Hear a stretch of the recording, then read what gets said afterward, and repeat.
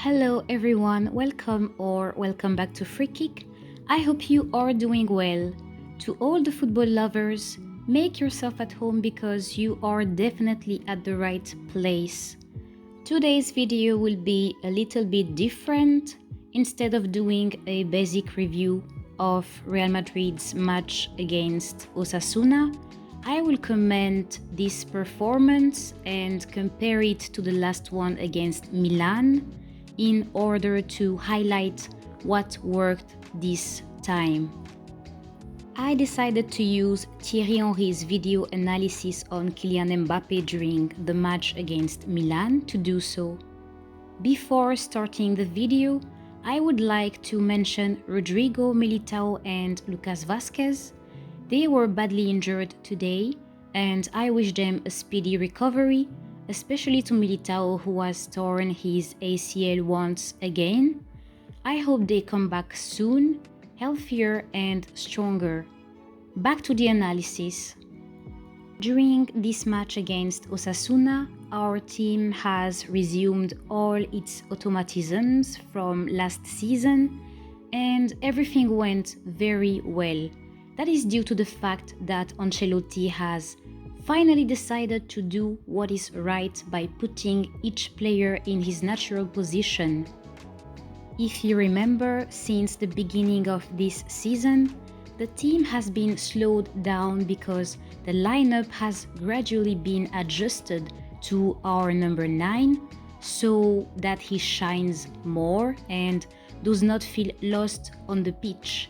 This was done because the coach and everyone else started realizing after watching his first 3 matches that he was not yet at the level of his other teammates. So the team was adapted to him to help him in his integration process. So Ancelotti made the necessary changes to fix Mbappe's accommodation problem as much as possible. As a result, Rodrigo was ejected from the starting lineup to polish the bench.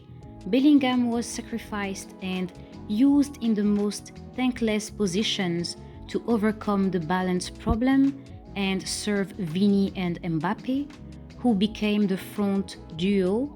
And from there, all the pressure that comes with adapting to the system was removed from Mbappe's shoulders, and the coach only assigned him one task: scoring goals.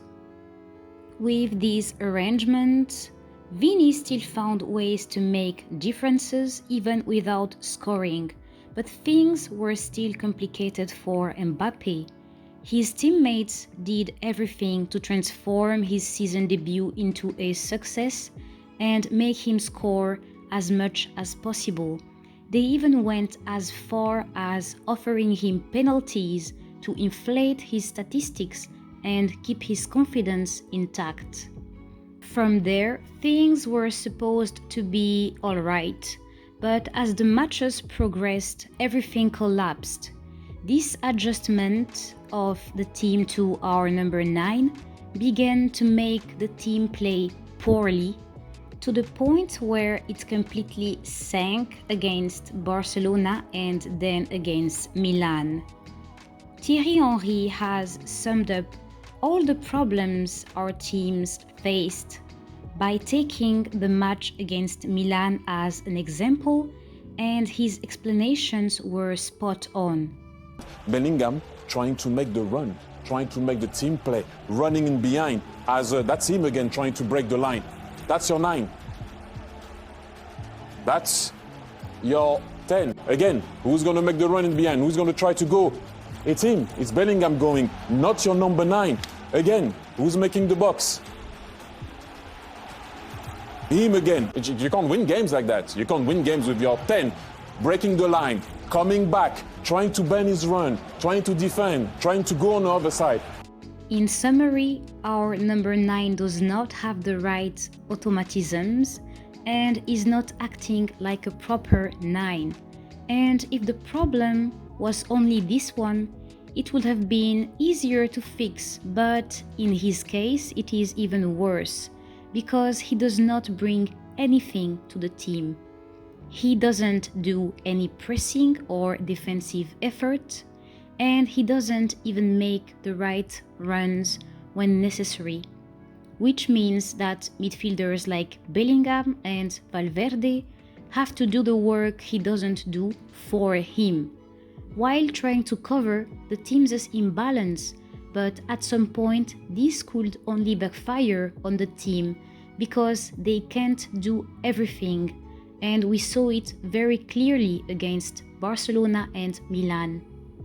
Furthermore, his presence on the pitch also had a negative impact on Vinicius's performances at times during some matches, as he liked to move to the left wing, but by doing so, he was constantly stepping on Vini's toes, which prevented him from developing his game properly. In conclusion, adjusting our team to our number 9 cost us dearly tactically and spoiled our results in a certain way. The entire team was left unbalanced and lacking in direction, and we couldn't continue like that. However, in the end, these defeats were necessary since they left Ancelotti with no other choice than to do what is right. His job was on the line, so he had to stop making weird and wacky lineups and correct his mistakes against Osasuna. He put all the players back to their rightful positions and abandoned the idea of accommodating Mbappe by adjusting the team to him. That left Mbappe to fend for himself inside of our natural playing system and find a way to shine by his own means. But as we saw it in such a configuration, our number 9 immediately became the weakest link of the team. From the moment we stopped accommodating him, and from the moment his teammates started playing without worrying about him and left him to figure out by himself how to integrate into the team dynamics, everything collapsed for him. He brought nothing to the team during that game against Osasuna. We could have subbed him off the pitch and we wouldn't have felt his absence. And even when Vinicius and Bellingham were subbed off to let Mbappe use the left wing and lead the team with Brahim, he couldn't make any difference. The left wing is supposed to be his preferential position, remember? This reminds me of those reports that came out in the media 2 or 3 days ago stating that #9 was fed up with the team's playing style and didn't want to play as a 9 anymore, claiming the left wing as his preferential area. Believe me, if these reports are true, that is clearly out of the question, especially after what we saw yesterday. Vini is not moving from the left. Our number 9 needs to understand that he will have to put in the work to become a pure 9. That's what Karim Benzema advised him to do when he was asked about the entire situation, and Thierry Henry pointed towards the same thing. If he is not ready to put in the work and make efforts to become a 9, then he will inevitably be a substitute for Vinicius and will have to compete to earn the spot. But that is a losing battle. For the moment, our playing system has to go back to Vinicius, Rodrigo and Bellingham as a front 3. They are the real OGs and they were already doing just fine.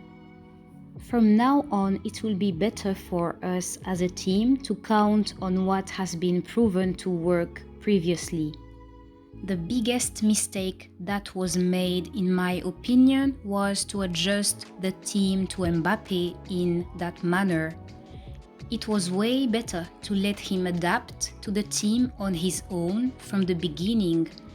If this had been done, maybe by now he would have started developing some automatisms and made a lot of progress, since he would have been forced to up his level to make a place for himself in the team. I hope the team will continue to play the way they did against Osasuna, and that our number 9 will seriously start working on becoming a perfect 9 and finally integrate. Other great players have done it, so it won't be impossible for him. With work and dedication, he can get there. And I also hope Arda Güler and Hendrik will now have game time, since Ancelotti has seen that it did not kill the team to let the youngsters from Real Madrid Castilla play. Sometimes you have to take risks to obtain what you want. That was all for today. Feel free to share your thoughts in the comment section. Thank you very much for watching, and I see you next time.